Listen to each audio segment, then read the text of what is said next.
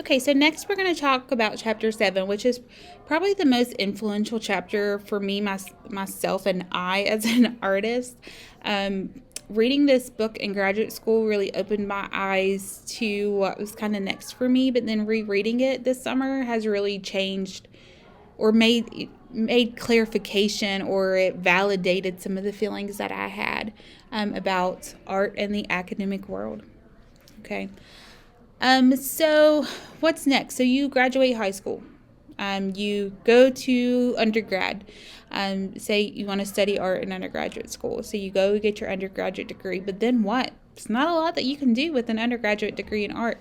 Graphic arts, yes. But if you're just wanting to be a normal, plain old artist, a bachelor's degree is pretty much useless in terms of a career field.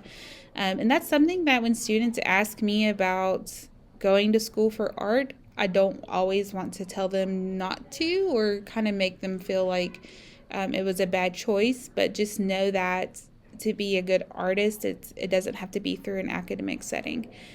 The authors will argue that art programs in college have an important and positive function, but it's also an unpopular position in the art world because of the stigma that comes behind formally educated artists. The author admits that these programs are not that important, but they're still kind of important, and that they, dread the idea of becoming artists through a faculty member. Some do.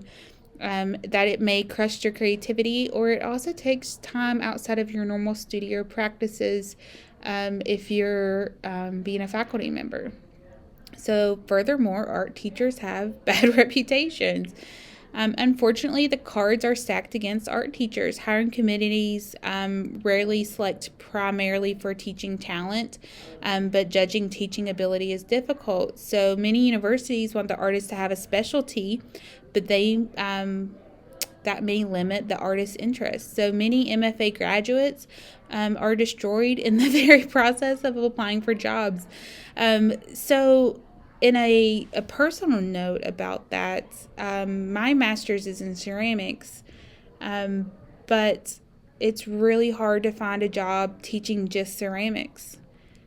But that's what I'm good at. And therefore, when you're looking for college teaching positions, it's usually not in ceramics.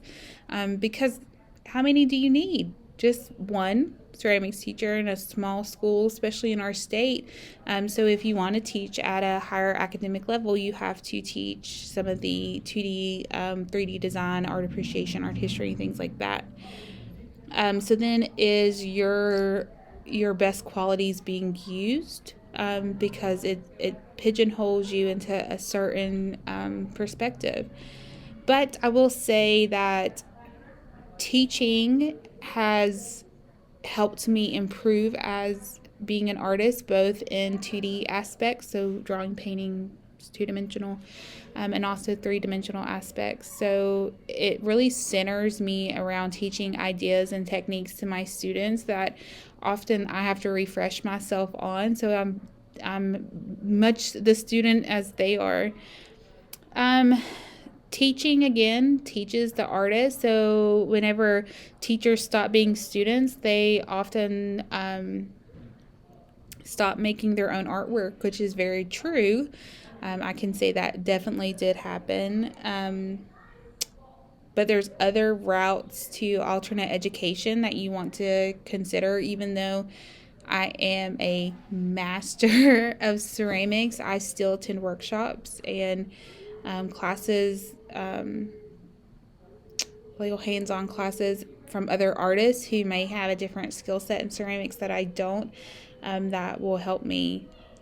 It's just important that once you enter the academic world that you understand how to juggle priorities, that you are hired to teach and give your students the absolute best education that you could possibly give them, focusing on creativity and skills and techniques, but also personal relationships. But it's really important that you're also able to give them the best teacher possible. So creating work is only going to make you a better teacher. Even just when I create, like when I throw on this potter's wheel, sometimes I'll talk myself through it out loud as if I was teaching someone else how to do it, just so that I can make sure that I'm articulating it correctly to my students. The academic world can be hard. Getting into the academic world is really, really hard for fine artists, and it does take up a lot of your time. Even in not even in a higher education, but in a public education setting, you just have to make sure that you see your priorities and that you're able to kind of dictate the level of importantness level of it's hard, but it's something that's really important for yourself, so that you're happy and that your students can kind of see like what being an artist and then also an art teacher is really like. All right, so next we're going to talk about chapter 8, which is the conceptual worlds, which is probably the most difficult thing to navigate as both an artist and a teacher. The authors note that Henry James asked 3 questions of the artist, and only the third, which is surprising. So what is the artist trying to achieve? Okay. Second question is, did he or she succeed it? And lastly, was it worth doing it all? So the first 2 questions are really practical. They help you understand the focus of the artist. However,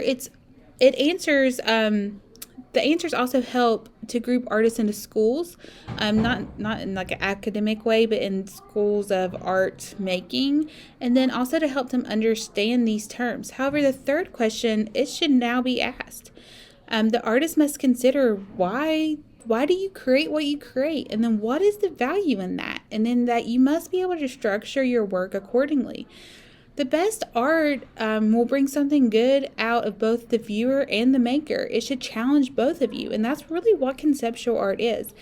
So one must resist admitting that there's perfection, but also making sure that you're achieving those challenges. Criteria of judgment of artwork can be very challenging to decide as an artist what that criteria is, but also as a viewer. The artist still must master various concrete and widely understood techniques, and that will make their artwork production easier down the road. But what's the ultimate aim of the artist, and should their work be solely based off of using art techniques to illustrate ideas, or does it need to be more broad, a bigger concept that kind of fits within their art community? And this is where art kind of differs from craft. Craft includes the techniques involved in producing artwork, whereas art is considered something a little further. Art advantages the field, but it also takes leap between pieces, and sometimes that's where craft isn't. Craft often follows a particular plan, so you're weaving something, there's certain standards or techniques or rules that have to be followed, whereas art is kind of more of an open book. Sometimes artists feel that their new work undermines their old, and there is, illustrating their artistic development. And then we also want to talk about how it discusses habits within our work and how those habits can kind of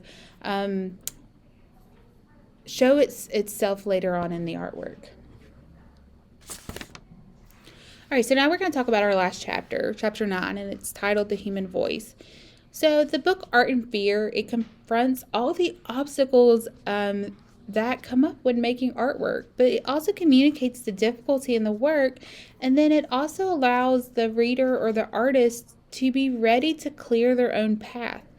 However, there is no way to overcome the fears or the obstacles that you fear as an artist. Instead, you have to make sure that you are focusing on answering those questions.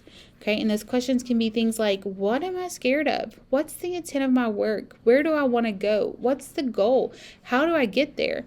The best artists will be those asking the best questions. So constantly question yourself and everything that you do. To get you a notebook or on your phone and write down, why do I use floral imagery in my work? Why do I use mauve and purple in my work? Kind of figure it out, because if you're able to connect with some of those questions as an artist, then you're going to be able to create the best work possible. And then furthermore, you're going to be able to articulate it whenever you're asked about these questions. While many of these features of artists vary, they're still constants. There's still the stress of creating art. There's the need of creating one space. It's the understanding this distinction between viewing and creating art. It's honing your craft and your techniques, and so on. And within, every artist's life, there'll be always ways to find constants that they're working on, and then the patterns of their work and so on.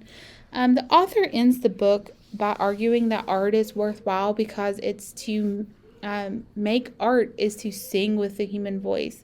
The work is ordinary, but it touches the face of something transcendent. Yet art is not, a wholly mystical pursuit. It contains many error and trials and doing the same thing over and over again, and repetition and production. But you have to really kind of grapple with the issues and confront them. So each artist, they only rely on themselves. They must choose between doing their best work that they could possibly do, and then also taking risks, and then also taking people's feedback or not. And that doesn't always guarantee happiness. But being uncertain of failure is the worst thing that you can do. You have to be really aware. You have to be very observant of what you're making, and then also the perception, and then also the whys. The whys, are you doing it? What's your goal? And if, as a non-artist, if you are listening to this book study, and you're not an artist, it's the same thing. It's easy stuff that you can just question yourself. Find out your fears in your everyday life, and not necessarily being afraid of spiders, but are you afraid of starting a new career choice? Are you afraid of starting a family? Are you afraid of moving? Are you afraid of confrontation of your family? Are you afraid of, some of your traumas in your life, and how do you navigate those fears? And I think this book is really great to kind of help the everyday person, or, any person through discovering those obstacles in your life and how to overcome them. I really hope that you enjoyed my book study. I hope that there are some things that you can take from it and also apply to your everyday life. And I'd love to hear in the comments some of your ideas about art and fear.